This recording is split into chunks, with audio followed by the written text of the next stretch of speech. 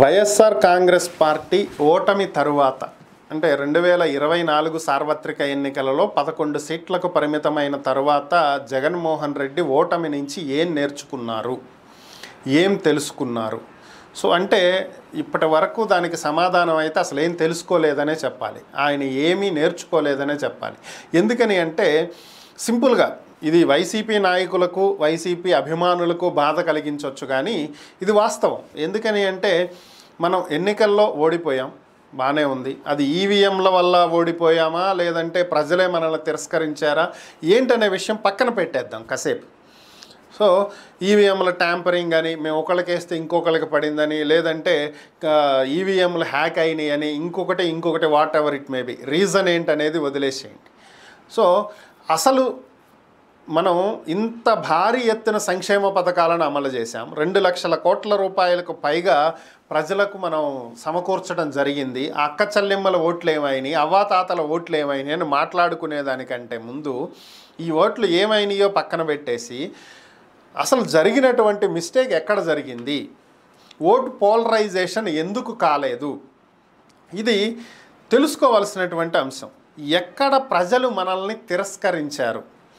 ఒకటే లాజిక్ ఈ రోజు వరకు కూడా అందరూ ఆలోచిస్తున్నది ఏంటి అంటే, టీడీపీ మేము ఎక్కువ సంక్షేమ పథకాలు ఇస్తామని చెప్పుకుంది, వాటికి ఆకర్షితులయ్యి జనం ఓట్లేశారు.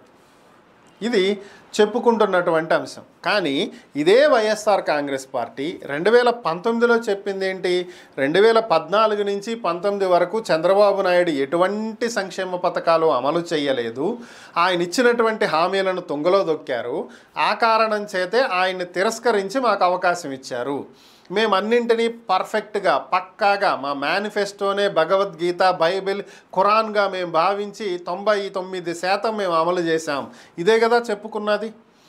మరి అంత నమ్మకం మీ మీద ప్రజలకు ఉంటే మరొకసారి మీకే అధికారం ఇవ్వాలి కదా. 2019లో హామీలు ఇవ్వలేదు అని చెప్పి చంద్రబాబును పక్కన కూర్చోబెట్టుంటే, అది ప్రజలు విశ్వసిస్తున్నట్లయితే చంద్రబాబు హామీలు అమలు చెయ్యడు అని, ఇప్పుడు కూడా దాన్నే నమ్మాలిగా. చంద్రబాబు ఎన్ని హామీలు ఇచ్చినా సరే ఇది జరిగేది కాదు, చంద్రబాబు మోసమే చేస్తాడని చెప్పి ప్రజలు ఓట్లు వేయకుండా ఉండాలిగా. బట్ అది జరగలేదు కదా.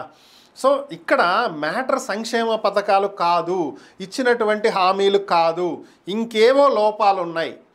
అవేంటనేది తెలుసుకోవాలి. ప్రతిపక్షంలో ఉన్నటువంటి ప్రతి నాయకుడు ఈ 5 ఏళ్ళు పార్టీ బలోపేతానికి ఉపయోగించుకోవాలి.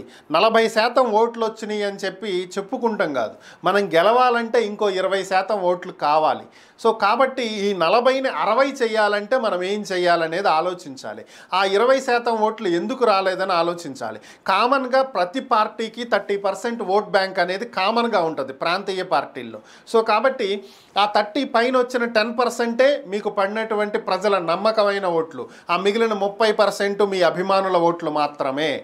సో న్యూట్రల్ ఓటింగ్ మీకు పడింది 10%ఏ, ఇంకొక 20% ఓటింగ్ని మీరు గెయిన్ చేయాలి. అది గెయిన్ చేయాలంటే ఏ నాయకుడైనా సరే మనం ఏం చేస్తున్నాము, గత 5 ఏళ్లలో మనం తీసుకున్నటువంటి నిర్ణయాలలో ఎక్కడ తప్పులు జరిగినాయి, ఎక్కడ ప్రజలు ఇబ్బంది పడ్డారు, ఎందుకు ఈ 20% మంది మనల్ని ద్వేషించారు. సో ఇలాంటి ప్రతి అంశాన్ని కూడా తెలుసుకుని వాటిని సరిదిద్దుకుని ప్రజలలో నమ్మకం కలిగే విధంగా పోరాటం చేయాలి. కానీ జగన్ ఏం చేస్తున్నాడు, దేని మీద పోరాటం చేస్తున్నాడు ఆలోచిస్తే అసలు అర్థం కానటువంటి పరిస్థితి, ఆయనకన్నా అర్థమవుతుందో లేదో తెలియనటువంటి పరిస్థితి. హడావిడిగా హైకోర్టులో ఒక కేసు వేశారు. ఏమేశారు, ఆయనకు ప్రతిపక్ష హోదా ఇవ్వలేదని చెప్పి కేసు వేశారు. దీనివల్ల ఎవరికి ఉపయోగం, ప్రజల గురించి ఏమైనా సరే పోరాటం ఉందా దీంట్లో, ప్రజలకు మేలు కలిగించేటువంటి అంశం ఏమైనా ఉందా? ప్రతిపక్ష హోదా ఇస్తే అసెంబ్లీకి వెళ్ళి ప్రజల సమస్యల గురించి ప్రశ్నిస్తారా? మిమ్మల్ని ఎమ్మెల్యేగా చేసిందే ప్రజా సమస్యలను అసెంబ్లీలో చర్చించడానికి, దానికి ప్రతిపక్ష హోదా అవసరమే లేదు. ఒక సాధారణ ఎమ్మెల్యేగా కూడా మీకు ఆ హక్కు ఉంటుంది, మీకు ప్రశ్నించేటువంటి రైట్ ఉంది. బిల్లులు ఏవి ప్రవేశపెట్టినా వాటిల్లో తప్పులుంటే వాటిని వేలెత్తి చూపేటువంటి రైట్ మీకుంది, ఆ హక్కు మీకుంది, వాటిని ప్రశ్నించేటువంటి హక్కు మీకుంది. ప్రతిపక్ష హోదా ఉంటేనే ప్రశ్నించాల్సినటువంటి అవసరం లేదు ఇక్కడ. బట్ దాన్ని వదిలేసి స్పీకర్కి లెటర్ రాయటం, కోర్టులో కేసు వేయటం, దీనివల్ల ఎవరికి మేలు కలుగుతుంది, ఏం ఉపయోగం కలుగుతుంది?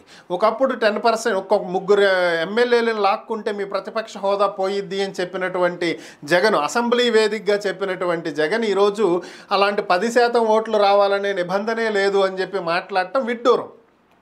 దీన్ని ప్రజలు గమనిస్తూనే ఉన్నారు. ఫస్ట్ అది తెలుసుకోవాలి, ఒకప్పుడు మనం ఏం మాట్లాడాం, ఇప్పుడు ఏం మాట్లాడుతున్నాం అనేది. సో ఇవన్నీ మర్చిపోయి ఈ విధంగా మాట్లాడటం అనేది హాస్యాస్పదంగా ఉంటుంది. ఇంకొకటి, నాకు సెక్యూరిటీ ఇవ్వలేదు, నా సెక్యూరిటీ తగ్గించారు, జూన్ 3వ తారీఖు ఉన్నటువంటి సెక్యూరిటీ నాకు ఇప్పుడు కావాలి. సో ఏమైనా అర్థం ఉందా? జూన్ 3వ తేదీకి మీరు ముఖ్యమంత్రి, జూన్ 4వ తేదీకి మీరు మాజీ ముఖ్యమంత్రి. మీరు ముఖ్యమంత్రిగా ఉన్నటువంటి సమయంలో మీరు ఒక కొత్త చట్టాన్ని తీసుకొచ్చుకుని దాని ప్రకారం సెక్యూరిటీ పెంచుకున్నారు.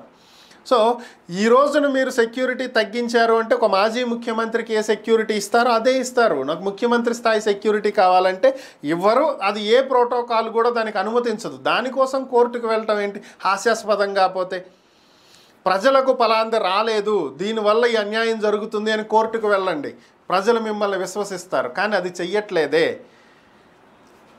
ఇక్కడ ఏపీలో ఏదో గొడవలు జరిగిపోతున్నాయి, అన్యాయం అయిపోతుంది, రాష్ట్రపతి పాలన పెట్టండి అన్నారు. ఫైన్, బాగానే ఉంది. మీరు చెప్పినట్లుగా చాలా చోట్ల గొడవలు జరిగిన మాట వాస్తవం, చెదురుమర్రు ఘటనలు జరిగిన మాట కూడా వాస్తవమే. సో వీటన్నింటినీ మీరు ఎవరి దృష్టికి తీసుకువెళ్ళాలి? స్థానికంగా ఉన్నటువంటి ప్రజల దృష్టికి తీసుకువెళ్ళాలి. ప్రజలు చూడట్లేదా అంటే, ఎక్కడో పులివెందుల్లో జరిగినటువంటి గొడవని విజయవాడలో ఉన్నటువంటి వాళ్ళు చూడరుగా, వైజాగ్లోనో శ్రీకాకుళంలోనో ఉన్నటువంటి వాళ్ళు చూడరుగా.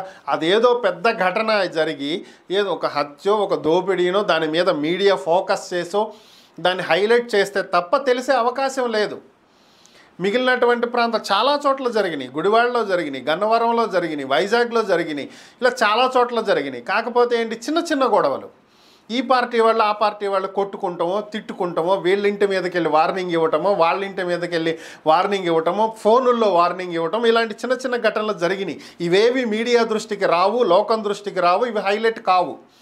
సో ఇలాంటివన్నీ బయటకు రావాలంటే ఏం చేయాలి? 175 నియోజకవర్గాలలో ఒకేసారి దీనికి సంబంధించి ధర్నాలో, రోడ్ షోలో, ర్యాలీలో, లేదంటే కోర్టు ఎదుటో కలెక్టరేట్ ఎదుటో ధర్నాకి దిగటమో ఇలాంటివి చెయ్యాలి. అప్పుడు ఏమవుతుంది? ఫోకస్ ఎక్కువగా మీడియా దీని మీద ఫోకస్ చేస్తుంది. 175 నియోజకవర్గాలలో వైఎస్ఆర్ కాంగ్రెస్ పార్టీ శ్రేణులు రోడ్డెక్కి ధర్నా చేస్తున్నాయి అంటే ఇది ఎంత పెద్ద ఇష్యూ అనేది ఫోకస్ అవుతుంది. అప్పుడు రాష్ట్రంలో ఉన్నటువంటి ప్రతి మారుమూల ప్రాంతంలో కూడా అక్కడ ఏం జరిగింది, ఇక్కడ ఏం జరిగింది అనేది నోటీస్కి వచ్చేటువంటి అవకాశం ఉంటుంది. బట్ ప్రభుత్వ ప్రేరేపితంగా జరిగినటువంటి గొడవలు అయి ఉండకపోవచ్చు, బట్ చిన్న చితకా గొడవలైనా సరే ఇవన్నీ దృష్టికి వచ్చినప్పుడు ఓకే ఇది పెద్ద ఇష్యూ అయ్యేలాగా ఉంది అని చెప్పి ప్రభుత్వం కూడా కొంచెం గట్టి చర్యలు తీసుకుంటుంది. దీనివల్ల ఆటోమేటిక్గా ఇష్యూ అనేది అక్కడతో ఆగిపోయింది. వేరొకళ్ళు ఇలాంటి బెదిరింపులకి పాల్పడకుండా ఉంటారు. కానీ జగన్ ఏం చేస్తున్నాడు? ఢిల్లీ వెళ్ళి ధర్నా చేస్తే ఎవరికి ఉపయోగం? దానివల్ల ఎవరికన్నా ఒరిగేది ఏమన్నా ఉందా? ఏపీలో ఉన్నటువంటి ఒక్క కార్యకర్తకైనా సరే ఏమన్నా న్యాయం జరిగిందా? లేదు కదా. సో ప్రజా సమస్యల గురించి పోరాడాల్సింది పోయి చంద్రబాబు అది ఇస్తానన్నాడు ఇవ్వలేదు, ఇది ఇస్తానన్నది ఇవ్వలేదు, ఇది పచ్చి మోసం కాదా, బిర్యానీ పెడతానంటే నమ్మారు, నేను పలావ్ పెడతానంటే తినలేదు, ఇది అనవసరమైనటువంటి టాపిక్స్, అనవసరమైనటువంటి వ్యాఖ్యానాలు. వీటి వల్ల పైసాకు ఉపయోగం లేదు. ఇవన్నీ పక్కన పెట్టి ప్రభుత్వం ఏం చేస్తుంది, ప్రభుత్వ విధానాలేంటి, విధానపరంగా ప్రజలకు ఉపయోగపడేటువంటి నిర్ణయాలు తీసుకోనప్పుడు వాటిని ప్రశ్నించండి.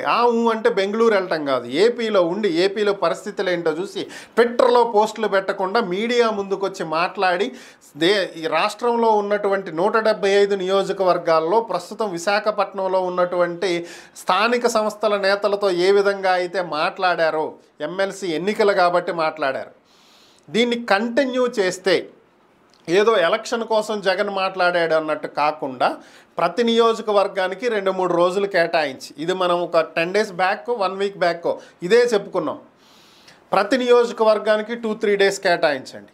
మాట్లాడండి, అక్కడ ఉన్నటువంటి సమస్యలు ఏంటో లిస్ట్ అవుట్ చేసుకోండి, ఆ నియోజకవర్గ ఇన్ఛార్జ్కి అప్పచెప్పండి, పలానా ప్రాబ్లమ్స్ ఉన్నాయి వీటిని సార్ట్ అవుట్ చేయండి, మన నాయకుల మధ్యలో కొలాబరేషన్ ఉండాలి, వాళ్ళంతా కలిసి పనిచేయాలి, we have to do the team work అని చెప్పి వాళ్ళని మోటివేట్ చేసి వాళ్ళని ఫాలో అప్ చేసుకుంటూ మొత్తం అన్ని నియోజకవర్గాల్లో పార్టీ శ్రేణులను యాక్టివేట్ చేస్తే తప్ప వచ్చే ఎన్నికలకి వైసీపీ బలోపేతం కాదు.